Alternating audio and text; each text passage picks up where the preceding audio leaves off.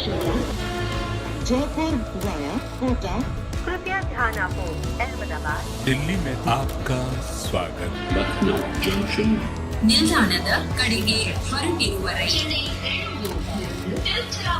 Hyderabad Superfast Express পরবর্তী station Netaji ভবন कृपया ध्यान दियो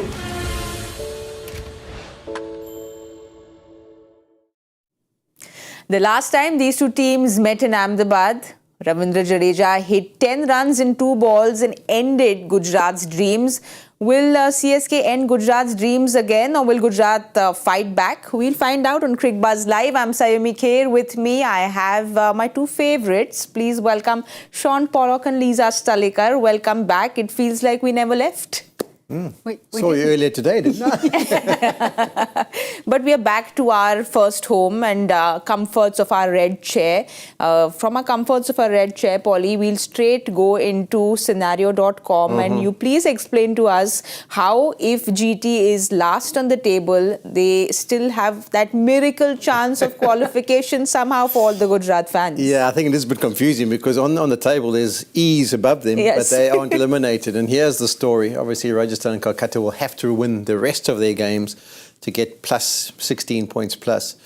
The winner of the Delhi versus Lucknow game, once they've won, they can't afford to win again. They don't want to have them going beyond. So one of them is going to end up on 14, but then they can't win any other games after that. Gujarat can only get to 14 points, and then the moral of the story is that their net run rate has to be unbelievably good. It's minus 1.320. So in all honesty, the chances of them qualifying are less than 0.1320 chance. Unless there is some rain and Well, they'll if have at to... all. No, unless they bowl Chennai out for 20 and knock it off in one ball. that is the scenario we were wanting to hear. That's the kind of thing that they have to do because they actually have to win, but the net run rate has to improve drastically as well. So, yeah, there's a good chance, I'm afraid to say, that as we look at the table, you'll see the E's above them. Yes. I think we might see 3 E's coming in quite soon. Well, and then if they're trying to change that net run rate, they're coming up against Kolkata and Hyderabad, two sides that like to go big after Chennai. So Easy job to do. piece of cake, walk in the park. Well, this is a do or die for them. On the other hand, for CSK, it's not so difficult. They're sitting there at 12 points. When we have a look at the points table, they have to win all their games. They can get to 18. But in case they lose today, then they will reach only 16. And they already have Kolkata and Rajasthan up there. And they would want to win all their games, so they have that. They can be that number 1 and 2. Yeah, the key is to look at the last column there. They're plus 0.7, which is pretty impressive compared to the ones above them and obviously compared to the ones below.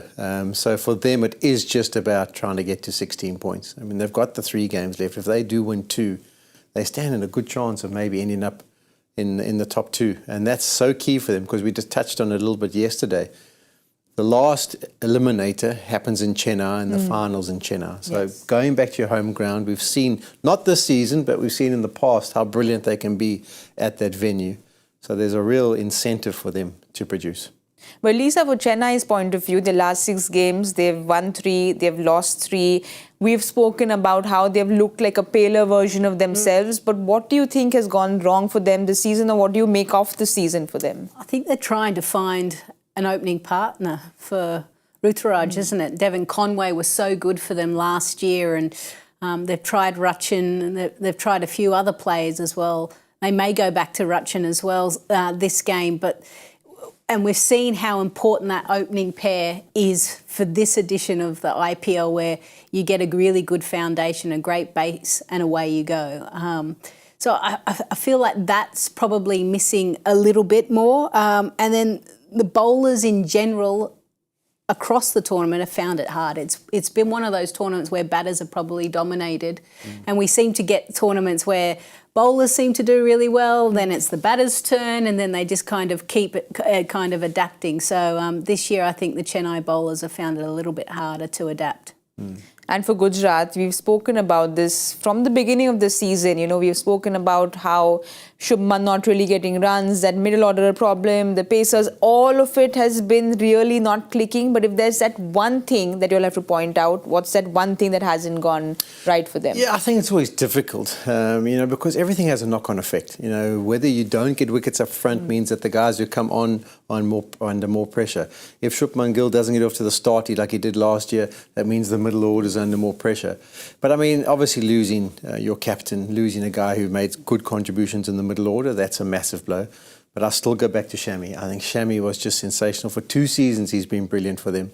And he basically set the tone. So often, even when they didn't get big scores, he would get them into the game. So I don't think they found a replacement for him. The middle order hasn't fired like it has. Shubman Gill hasn't had that unbelievable year like he did last year. But I think if you're saying to me I have to pick one, I'm saying the non-presence of Shami has been the problem. Lisa, do you have that one thing you feel that hasn't gone quite right for Gujarat?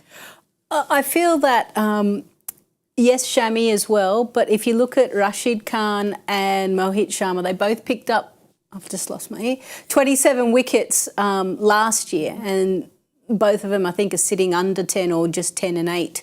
So, you know, there's more pressure being put on the other bowlers. There's batters being set. There's partnerships being built. You're not being able to break that and get opportunities to bowl to new guys and create dots and pressure.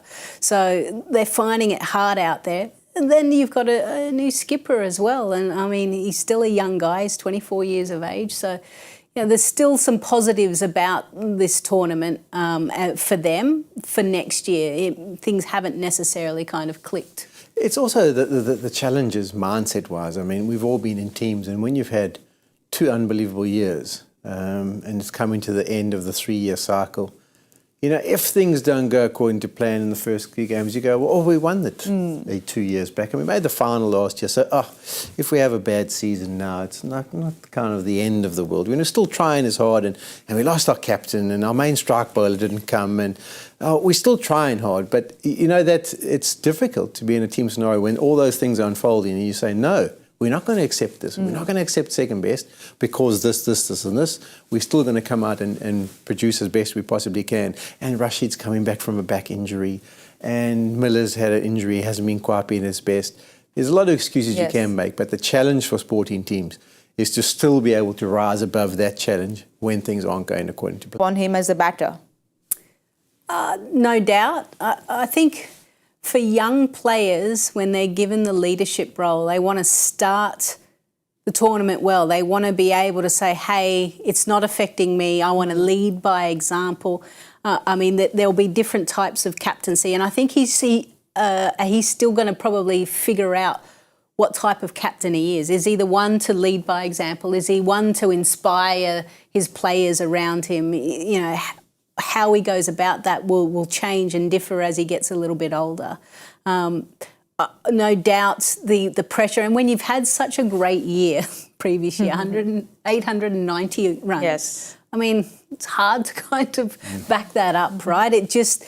Everything else looks pretty mediocre compared to that, but you've got to put it in perspective of where he is in his cricket and how things are tracking for him. The other thing as well is, as a skipper, I wonder how much extra meetings and selection meetings and press and speaking to the owners was he actually aware of.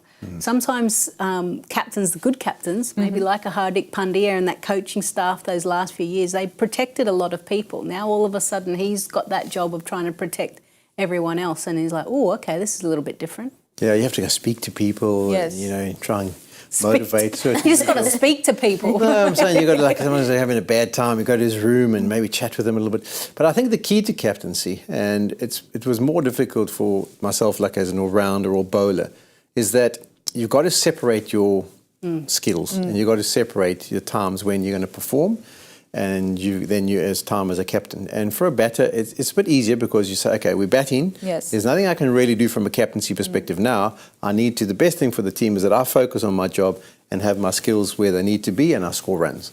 Then when you get into the field, when you can influence things as a captain as to where you put people, who you bring on to bowl, I'm now focused just as a captain.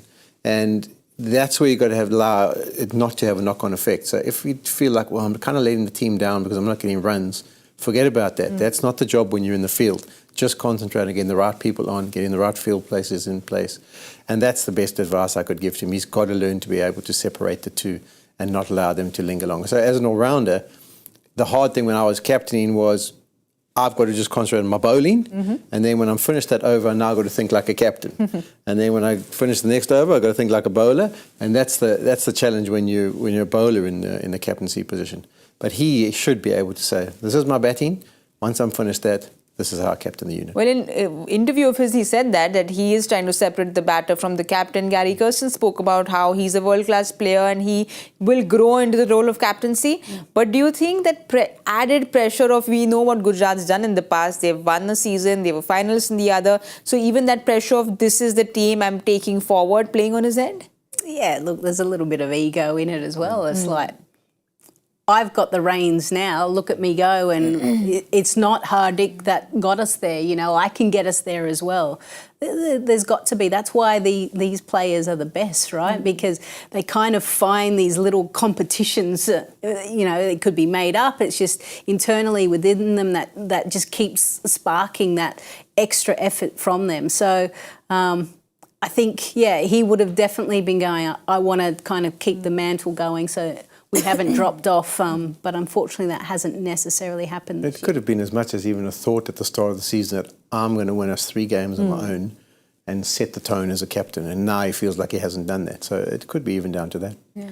And also, we know he was, everyone was rooting for him in the World Cup. Then he got dengue and everyone was wanting for him to come back. Cut to this T20 World Cup, he finds himself in the reserve squad. What can he do to find and cement himself into the T20 squad for India? I think he just needs to go back to when things were ticking along really nicely. No doubt if you were to have a conversation with him about last year, he probably wasn't thinking too much. He just was rocking up and he was very present in the moment and reacting to what was going on. So whilst the captaincy has probably added a little bit more conversations going on in the head, he just needs to kind of go, right, let me get back to what I was thinking, feeling, preparing when I was in form. And sometimes I used to watch old Vision when I was playing against a side that I was coming up against. I'd only watch the Vision of 4s and 6s or...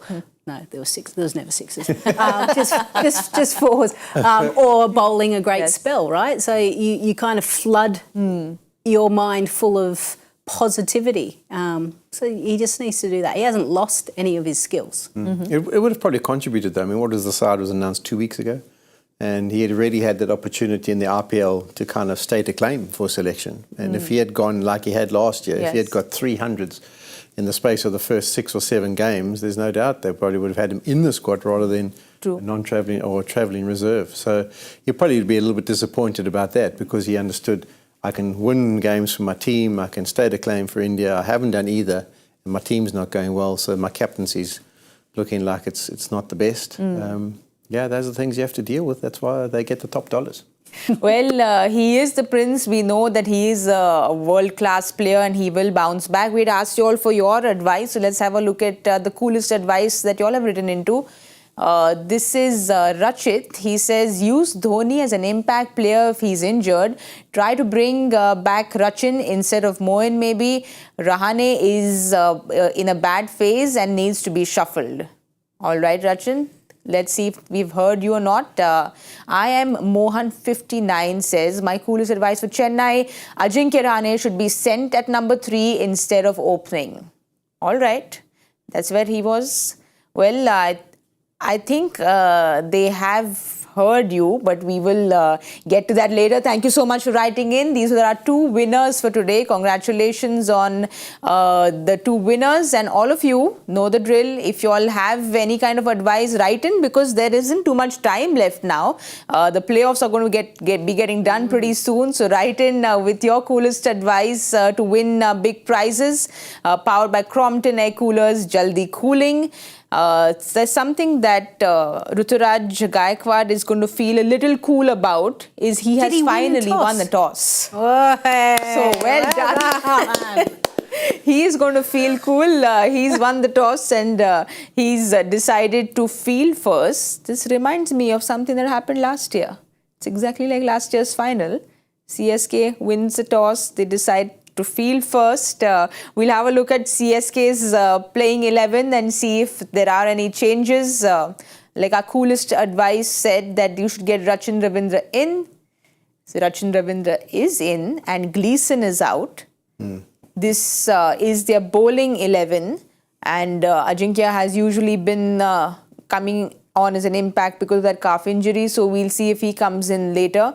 But are you all happy to see Rachin back in finally? Yeah, we gave this advice to them last night, didn't we? I think or this morning, should I say. They would have watched the show. I think they watched the show. Yes. But I think this is what they'll stick with. As I said in the show last night, they're not a team who likes to fiddle. So now once they've decided to go back to him, I think that's it. He'll stay there at the top, whether they qualify for whatever or not. It makes sense. Settle it down. Always a settled opening partnership or top 2 or 3 that are performing is so key to your success in this tournament. So I think it's the right decision.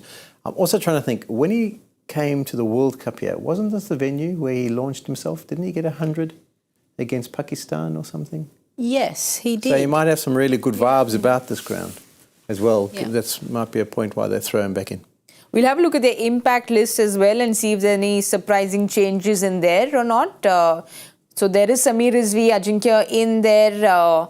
We know that Ajinkya has been coming in as their impact player, or Sameer Rizvi if they want to go ahead with Sameer Rizvi today. But Lisa, there is this particular bowler who's been doing very well for them. That's Patirana, and his name's not there. He's gone back with that hamstring injury. And that is a major concern for Chennai because we know what a splendid season he's had. He's played 6 games, got 13 wickets, and he was doing that heavy lifting in the death overs. No Patirana is going to be a matter of concern for them. Yeah, without him and the Fizz. Yes. Ruturaj has got to go searching somewhere else and has got to kind of look for someone else to be able to bowl the death overs. He has been the find for Chennai because of his unique action, his slower deliveries, the change of pace, but also how he can really hone in at the stumps and those Yorker length deliveries. He has caused a lot of nightmares for tail ender or for the death batting. So now they've got to figure out who's going to do that role, who's going to do the role as well as he is as well. Just too many injuries, Polly. No Patirana, Fizz has gone back and there is no Deepak Chahar. So for Ruturaj Gaikwad, he's going to be looking around for the bowlers because most of his gun bowlers are out. Yeah, I was saying about them earlier on, is that they've got such a really good bowling lineup. If you think about Chahar and Deshpande at the top, the ability to shape it around if there is any swing on offer. And then the middle overs, you had Patirana and Fizz. And when new batters come to the crease, to deal with those two in particular, they're so different to what you face on a daily basis. The spinnies-wise, they've got Jadeja, they've got Tekshana, they had Moeen Ali, and that wasn't even, what's his name, Tardal Shakur, what? Am I getting it wrong? I'm not. Shardul Thakur. Thakur. Shardul Thakur. Yes, Shardul Thakur. I had a blank there for a moment. He was an option that they were going to as well. So they had all the bases covered. Now all of a sudden 3 injuries and you kind of think, okay, well, who's going to fit in to do what role? So they're going to have to work that out quickly. And I think that would have been a lot of the thinking too about practicing your death bowling, making sure, because it was just stock standard. They almost kept Patirana for 3 overs sometimes because how effective he was. So there's going to have to be a shift in mindset there.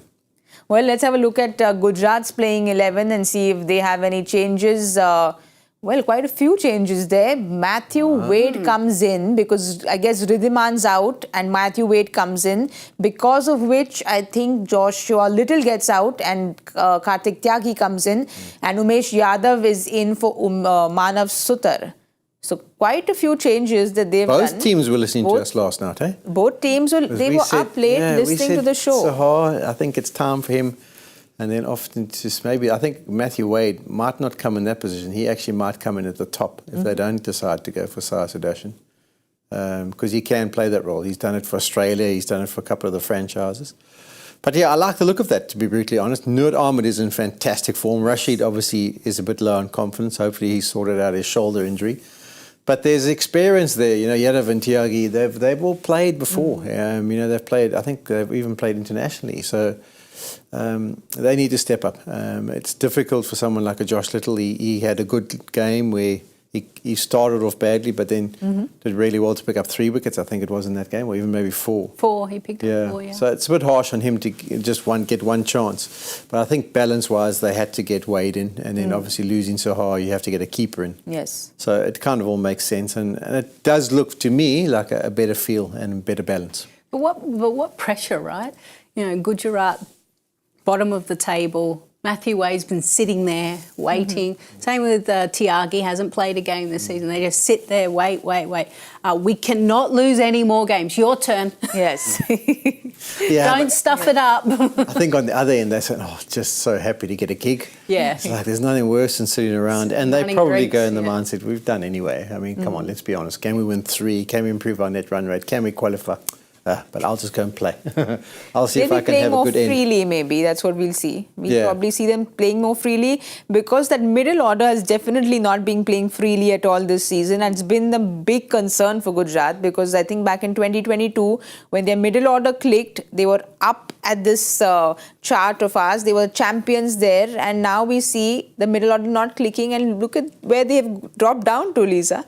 Yeah, I mean, you take out Hardik Pandya from that, and who almost solidified that middle order, and he had some great players and great strikers that would go around him. I mean, Sai Sudarshan has had, another good tournament. Everyone will, at the end of the season, no doubt Polly has done this as well with Mumbai. You kind of go through all your stats. Where were we when we were doing well? What happened this year? Where is it compared to every other team? How can we improve? Which player wasn't good? How do we fill that spot? So, no doubt. I did analysis on that one in particular, 2022 and 2023. So in 2022, they didn't have any standout. There wasn't someone I don't think even one person got 500 runs. No, because they shared it. Everyone would, there were so many man of the matches, someone would raise their hand up, and I think, like you said, that Hardik's gone out. They got that like-for-like replacement in Umar Zai, but there's so many other people in that middle order. There's Rahul Tewatia, Vijay Shankar, Rashid Khan, but just that clearly it doesn't seem to have clicked this time. Yeah, so as I say, I think they all got 450. Even Sai Sudarshan, he only played, I think, 5 games, and he got like 160. So if you'd worked that into 16 games, he would have got himself 450 as well. So everyone did their bit. And then last year was a contrast. You had Shubman going brilliantly well, and the guys got 300 and something each. So it wasn't amazing, but they did make the contributions at the right time. I think this year, without that performance at the top, there hasn't been those average contributions haven't helped, and there hasn't been a consistency of 5 or 6 guys getting involved. But Miller, for me, injured and didn't really get enough runs so far. And then Tewatia, as I said in the last show too, I want more from him. We've seen some fireworks, and he's kind of living off that unbelievable innings he played, and we've seen glimpses of it since.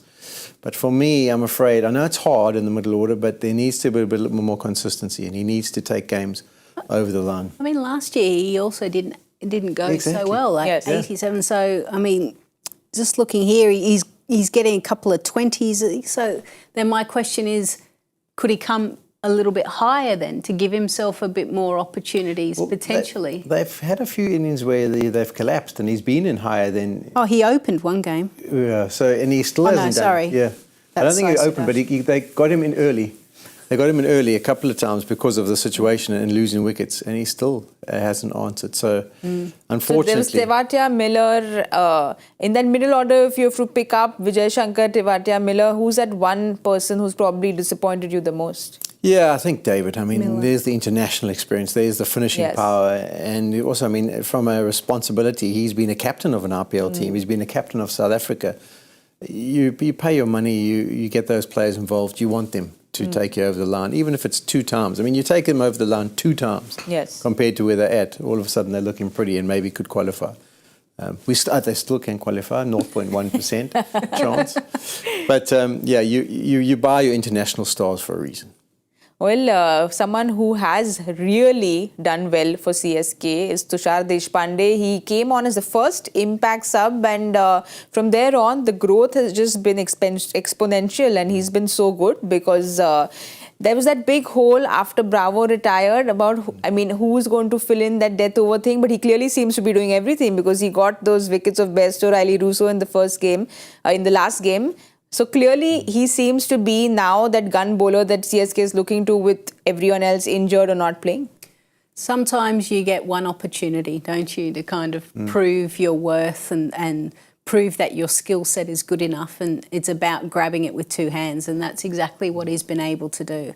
And then the great thing is he's been able to back it up. So the fact that he's the strike rate and the economy, and you think of where he's bowling as well, means that things are going along really nicely. So it's been a good season for him, and he just needs to kind of keep it going in the right direction if they're a real chance. Yeah, he can't be far off. I mean, down the line, I see him definitely playing for India, the way he bowls. I mean, I like his action. I like the movement he gets. And what you're saying is so correct. Like mentally, as a player, if you don't get a chance, you kind of sit there for a long time and you think, and you kind of maybe your workload kind of decreases and you think, well, am I ever going to get my chance? But it's the lesson that you learn is that just always be ready because you never know when that chance is coming. And he's taken it with both hands. I mean, to knock over the two internationals in that game, they didn't have many on the scoreboard. And Bairstow and Rousseau gets going, they're probably almost out of the tournament. So it was a massive spell for him to set the tone up front, and then he came back and got some wickets. And also his role at the death. I mean, he's done it a few times. I think he's got Rinker and I think he's got Russell out as well, yeah. So when you were talking about Patharana's not there, who can step in, he's going to have to, and he did it in the last game, and he'll be looking to do it once again here. Well, you spoke about him grabbing his opportunity with both hands and sitting out and wanting to go out and do something. Fleming spoke about this in the last game. He apparently went to him and said that, we know what you've been doing for 3 years. You've been putting in the hard work. Today is your day and you have to lead the bowling. And clearly he took it with both hands and was very impressive. Eric Simmons also has spoken about how they tried to simplify his bowling. They said that he was trying to do too many things, and then Fleming and Eric Simmons sat together and said just stick to the basics, and that's what has changed for him apparently. I think also leading the bowling attack, he actually was the one picking the ball as well. So you know that you've gone up the ranks, haven't you? If you're the one, big responsibility. That. All of a sudden it's like, well, if that ball's not doing anything, it's your fault. You chose it. So.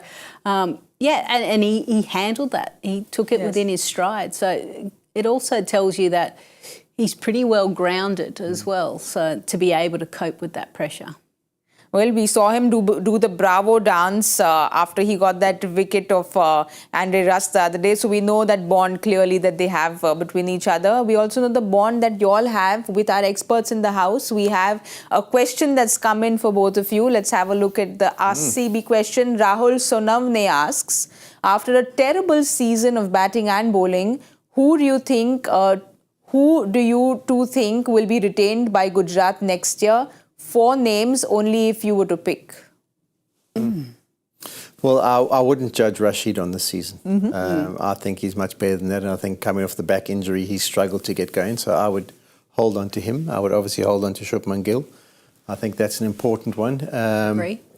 Noor Ahmed. I'd go Noor Ahmed. He's been super impressive. I think his exponential growth has been sensational as well. And then if I don't say David Miller, I might be in his bad books. So we'll go with. And I'd go Sai Sudarshan. Oh, yes. He's been super impressive as well. So they're my That's 4. 5. Who have you not gone for? She didn't take David Miller. Sorry, Miller. No, Miller, okay. Sorry. She doesn't have to go back to South Africa. In the auction, in you go again. Okay. See if you can rack up another club. See. All right, Rahul, I hope you've got your answer there. We've got answers from Lisa and Polly on that. We don't have the answers to what's coming up next, though. Let's have a look at Mr. Joy Bhattacharya's question.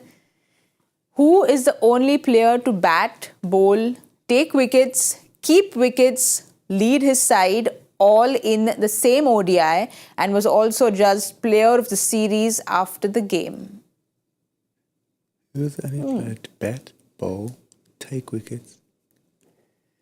Don't pan to me when I'm like, what? But that's pretty much every time you ask the joy factor question, isn't it? Well, I've got an option. Pause. Oh, do you? Yeah, I think that's the Can you strategy. give me a country? I would say Indian. Can I give you a franchise? I'd say Chennai. All right, we'll keep this guessing game for a little later. Let's go to the more important guessing game, ladies and gentlemen. Yeah, We'll this keep is the guessing important Hang on, one. who's batting later. again? Santana's coming to bowl. Gujarat is batting first. Oh, Gujarat's batting. It's been a bit dodgy. Yeah. We can't go high. Well, can we? Unless Shubman has a big one coming. It's been due. 186.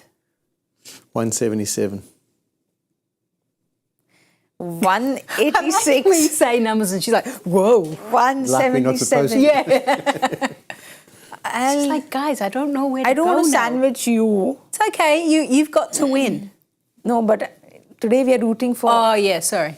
No, don't worry. You just listen. It's more important that you beat GK. Come. Yeah. No, Don't worry we are about me. rooting So for you Polly. can sandwich me. All right, I'll just go with 193. What did I say? 187. See, Ah, can't see, remember what forgot. you said. Yeah. It happens when you get older. 187. It's when glasses and memories gone. All right, we're going to do the other guessing game. That's a joy factor guessing game outside because we haven't gotten it yet. I'm sure you all have already written in with the answers. We will go and do that guessing game. We will go and order our food and we will give you all the updates at the 10-hour point at the Cricbuzz Combox. So we'll see you all there very soon. Jaipur via Kota. कृपया ध्यान आपको अहमदाबाद दिल्ली में आपका स्वागत Lucknow Junction. ನಿಲ್ದಾಣದ ಕಡೆಗೆ ಹೊರಟಿರುವರೆ Hyderabad Superfast Express পরবর্তী station Netaji ভবন